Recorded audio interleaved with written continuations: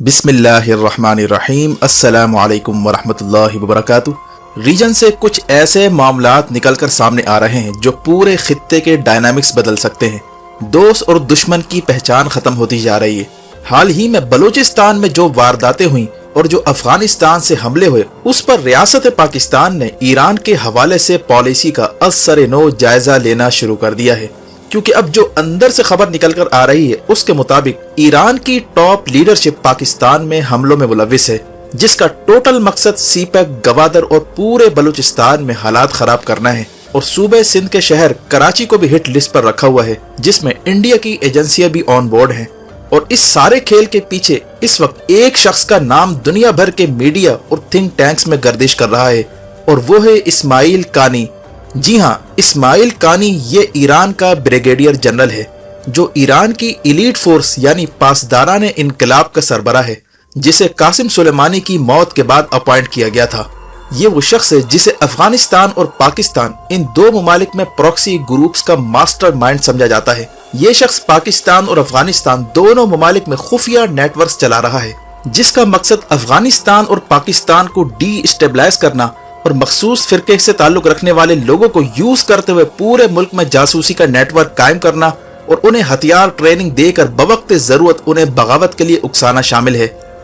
वाज़ेह है कि इससे पहले जो कासिम सुलेमानी था वो इराक, शाम, इन जगहों पर प्रॉक्सी ग्रुप का माहिर था, लेकिन जो कासिम सुलेमानी की मौत के बाद इस्माइल कानी को सरबरा बनाया गया है, इस शख्स की एक्सपर्टीज पाकिस्तान और अफगानिस्तान के हवाले से है, जहां ये ज़ैनबियून और फातिमियून के नाम से ब्रिगेड चलाता रहा है और मकामी लोगों को भर्तियां करके उन्हें शाम और इराक में लड़वाता रहा है। और बलूचिस्तान में होने वाले हमले के सारे खुरे उसी की तरफ जा रहे हैं,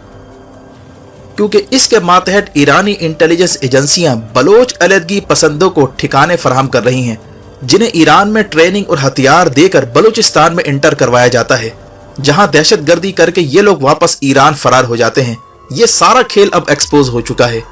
वाज़ेह है कि ईरान की दो किस्म की फौज है, एक ईरान की रेगुलर आर्मी है और दूसरा पासदारान इनकलाब के नाम से इलीट फोर्स है। ईरान की रेगुलर फौज का काम मुल्क के अंदर सिक्योरिटी अंजाम देना है, जबकि IRGC यानी पासदारान इनकलाब का काम ईरान से बाहर खुफिया ऑपरेशन अंजाम देना है, यानी दूसरे ममालिक में फसादात करवाना, प्रॉक्सी ग्रुप क्रिएट करना और उन्हें ईरानी मफादात के लिए यूज करना और बवक्त जरूरत मकामी हुकूमत की तब्दीली के लिए उन्हें बगावत पर उकसाना और डर्टी गेम खेलना शामिल है। और इसी वजह से इराक, शाम और यमन की सूरत हाल आज तक नहीं संभल पा रही, क्योंकि ईरान का जो डर्टी गेम है वो बदस्तूर वहां चल रहा है, जिसने पूरे मिडल ईस्ट में बदअमनी फैला रखी है। वाज़ेह है कि पाकिस्तान की शुरू से ही ये पॉलिसी थी कि यमन हो या शाम, किसी भी किस्म की फिरका वारियत से मुल्क को दूर रखा जाए, जिस पर रियासत पाकिस्तान ने सख्त तरीन स्टैंड लिया। यहाँ तक कि यमन की जंग से दूर रहने के फैसले पर सऊदीया को भी नाराज किया गया। पाकिस्तान की ये कोशिश थी कि किसी तरह ईरान और सऊदीया को एक टेबल पर बिठाकर इनके दरमियान मामलात को सेटल करवाया जाए। और इसीलिए वजीर आज़म इमरान खान जब ईरान के दौरे पर गए, वहां पर उन्होंने मिडल ईस्ट में अमन मुआहदे की बात की, और फिर सऊदी अरब के दौरे पर भी इमरान खान ने यही मौक़िफ़ दोहराया। लेकिन मामला क्या सेटल होना था, उल्टा ईरान की सरजमीन पाकिस्तान के खिलाफ इस्तेमाल होने लगी है, और यह सिलसिला कई सालों से जारी है। आपको याद होगा कि ईरान की सरजमीन पर काम करने वाले कुलभूषण यादव और उज़ैर बलोच को पाकिस्तान ने गिरफ्तार किया था, लेकिन पाकिस्तान ने अमन की खातिर कुलभूषण यादव और उज़ैर बलोच का मामला डिप्लोमेटिक तरीके से हैंडल किया, ईरान की तरह शोर शराबे नहीं किए। जबकि दूसरी तरफ ईरान का ये हाल था कि जब भी कोई पटाखा ईरान के सरहदी इलाके में फटता तो ईरान की सरकार फौरन इसका इल्जाम पाकिस्तान की एजेंसियों पर डाल देती, बल्कि धमकी आमेज लहजा ईरान की जानिब से इख्तियार किया जाता, और फिर पाकिस्तान की जानिब से सख्त तहफ़्फ़ुज़ात के बाद ईरानी जनरल को हटाने का भी टोपी ड्रामा किया जाता। लेकिन ये मामला आखिर कब तक पाकिस्तान बर्दाश्त करेगा? आपको याद होगा कि पुलवामा हमले के बाद इंडिया की ये कोशिश थी कि ईरान की जानिब से फ्रंट खोला जाए, और ईरान इंडिया के कहने पर फ्रंट भी खोलने जा रहा था, लेकिन पाकिस्तान की जानिब से जब ईरान को सख्त जवाबी कार्रवाई का मैसेज दिया गया तो ये प्लान उसका नाकाम हुआ। लेकिन इसके बाद वही भारत ईरान को लाल झंडी दिखाता है और अमेरिका के दबाव में आकर इंडिया ईरान का तेल तक खरीदना बंद कर देता है, जिसके नतीजे में ईरान की इकोनॉमी रातों रात जमीन पर आ जाती है। उस वक्त यह पाकिस्तान ही था जिसने ईरान को सहारा दिया और चाइना के थ्रू ईरान की मदद करवाई, यहाँ तक कि पाकिस्तान ने ईरान के खिलाफ काम करने वाली तंजीमों को निशाना बनाया और उनका सफाया करके ईरानी बॉर्डर को सिक्योर किया। اور خلوص نیت سے پڑوسی سمجھ کر معاملات کو آگے بڑھانے کی کوشش کی، اور آج بھی پاکستان اسی پالیسی پر کاربند ہے، ورنہ بلوچستان حملوں کا جواب پاکستان اسی وقت ایران کے اندر دیتا، ادھار نہیں رکھتا۔ لیکن پاکستان کو اس کے بدلے کیا صلہ ملا؟ وہی دغا بازی، دھوکہ، فراڈ۔ یہ آخر کب تک پاکستان برداشت کرے گا؟ اور اس بار تو حد ہی ہو گئی۔ بلوچستان حملوں میں جو اسلحہ استعمال ہوا وہ نیٹو کا اسلحہ تھا جو کہ ایران سے لایا گیا تھا۔ اور اب اس ساری صورتحال میں ایران کے ٹاپ جنرل اسماعیل قانی کا نام آ رہا ہے، جو بدنام زمانہ اوورسیز آپریشن کا انچارج بھی ہے، اور پاکستان افغانستان میں پراکسی گروپس کی یہ نگرانی کرتا ہے۔ جبکہ بلوچستان حملوں کے بعد کراچی میں غیر ملکی کرنسی کا کاروبار کرنے والی منی ایکسچینج کمپنی پر FIA نے چھاپا مارا تھا، جہاں منی لانڈرنگ کرنے والے ایک بڑے نیٹ ورک کو پکڑا گیا تھا، جس میں 13 کے قریب لوگ گرفتار ہوئے، اور یہ سارے کے سارے ایران کی خفیہ ایجنسی کے لیے کام کر رہے تھے۔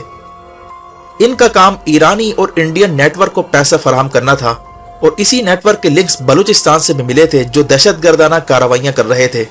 ناظرین کرام، یہ سارا کھیل آخر کس بات کی جانب اشارہ کر رہا ہے، اور اس بات کے سوا اس کا کیا مطلب نکلتا ہے کہ ایران انڈیا کا مہرہ بن کر پاکستان میں بدامنی پھیلا رہا ہے اور پاکستان کے دشمنوں کا آلائے کار بن رہا ہے، اور یہ سارا خفیہ آپریشن ایران کے ٹاپ ملٹری جنرل اسماعیل قانی کی سربراہی میں انجام دیے جا رہا ہے، جن کی اس وقت اصل ڈیوٹی افغانستان اور پاکستان کے معاملات کو دیکھنا ہے، اور اسی لیے قاسم سلیمانی کی موت کے بعد انہیں تعینات کیا گیا تھا، اور ان کے آتے ہی گوادر، سی پیک، بلوچستان اور پھر فاٹا کے علاقوں میں حملے شروع ہو گئے ہیں، اور افغانستان میں موجود یہ ایرانی نیٹ ورک ہے جو NDS کو ساتھ ملا کر انڈیا کے مفادات کے لیے کام کر رہا ہے، اور افغانستان سے حملوں کے پیچھے بھی اسی نیٹ ورک کا ہاتھ ہے۔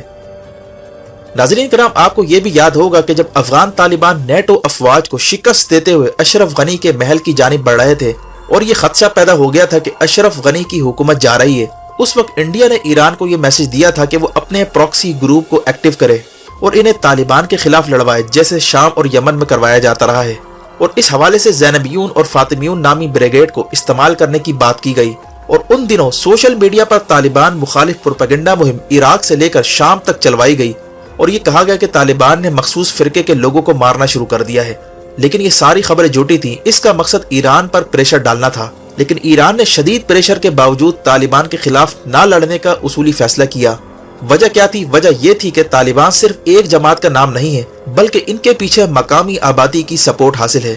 ایران کو خدشہ تھا کہ اگر اس نے اپنے پراکسی گروپ کو طالبان کے خلاف لانچ کیا تو طالبان انہیں کچل کر رکھ دیں گے، اور پھر ایران کی جانب سے یہ پالیسی اپنائی گئی کہ ٹھیک ہے، افغانستان تو ان کے ہاتھ سے نکل گیا، لیکن پنجشیر کسی طرح فتح نہ ہونے پائے، اور افغانستان سے شمالی اتحاد کے لوگوں کو ایران نے پناہ دینا شروع کی۔ لیکن جیسے ہی پنجشیر فتح ہوتا ہے تو ایران سے لے کر انڈیا تک سب کی چیخیں نکلنا شروع ہو جاتی ہیں، کیونکہ طالبان کے خلاف جو اگلی مزاحمت کی تحریک جو شروع ہونی تھی وہ پنجشیر سے ہونی تھی۔ پنجشیر کی فتح کے بعد ایران اور انڈیا کا سارا پلان ناکام ہو گیا تھا۔ اب ایران کی یہ کوشش ہے کہ کسی طرح افغانستان کو قائل کیا جائے کہ وہ اپنے سارے معاملات پاکستان سے ختم کرے، اس کے بدلے وہ افغانستان کو چابہار پورٹ تک رسائی دینے کو تیار ہے، وہیں سے تجارتی سامان افغانستان پہنچایا جائے گا، اور افغان طالبان کو معاشی امداد کی بھی یقین دہانی کروائی جا رہی ہے، جس کے پیچھے انڈیا کی فنڈنگ ہے، یعنی انڈیا سے فنڈ لے کر ایرانی ایجنسیاں افغانستان کو مسلسل ٹریپ کرنے کی کوشش کر رہی ہیں، لیکن یہ کوشش اب تک کامیاب نہیں ہو پائی۔ اسی لیے ایرانی ایجنسیوں نے اب کھل کر بلوچ علیحدگی پسندوں کو سپورٹ کرنا شروع کر دیا ہے، اور ان کے ذریعے گوادر اور بلوچستان میں حالات خراب کروائے جا رہے ہیں، تاکہ چائنا گوادر کا خواب ذہن سے نکال دے اور چابہار پر فوکس کرے، اور اس سے انڈیا کا مقصد بھی پورا ہو جاتا ہے، وہ یہ کہ خطے میں کسی طرح پاکستان کو ڈپلومیٹیکلی آئسولیٹ کیا جائے اور افغانستان کو پاکستان کے خلاف استعمال کیا جائے، اور اس میں اب ایران کو مہرے کے طور پر استعمال کیا جا رہا ہے۔ یہی وجہ ہے کہ حال ہی میں سعودی وزیر داخلہ کا پاکستان کا اہم دورہ ہوا ہے۔ بین الاقوامی تھنک ٹینک کا کہنا ہے کہ حوثی باغیوں کے بڑھتے حملوں پر سعودیہ کو اب پاکستان کی سپورٹ درکار ہے، اور سعودی اور پاکستان کو ایک ہی جیسا چیلنج کا سامنا ہے۔ ایک طرف سعودیہ کو حوثی باغیوں کے میزائل حملوں کا سامنا ہے جن کے پیچھے ایران کی سپورٹ ہے، تو دوسری جانب بلوچستان میں بلوچ علیحدگی پسندوں کے پیچھے ایران کی سرکار ہے، اور سعودی وزیر داخلہ کا پاکستان کا دورہ کرنا یہ گویا ایران کو میسج ہے کہ اگر وہ بلوچستان کو ڈی اسٹیبلائز کرنے کی کوشش کرتا ہے تو پاکستان کے پاس سارے آپشن موجود ہیں۔ پاکستان نے ایران سے تعلقات کی بہتری کی خاطر سعودیہ کو ناراض کیا اور یمن جنگ سے اپنے آپ کو دور رکھا، لیکن اب حالیہ صورتحال پاکستان کو کچھ اور ہی سوچنے پر مجبور کر سکتی ہے۔ ایران نے پاکستان کو ناراض کر کے اپنے پیروں پر کلاڑی ماری ہے، اور لانگ ٹرم بنیادوں پر ایران کو بھاری قیمت چکانا پڑ سکتی ہے۔ پاکستان کی فی الحال کوشش ہے کہ ایران پر ڈپلومیٹک پریشر بڑھایا جائے. اگر اس سے مسئلہ حل نہیں ہوتا تو دوسرے آپشن پاکستان کے پاس ہے جن پر وہ غور کر سکتا ہے.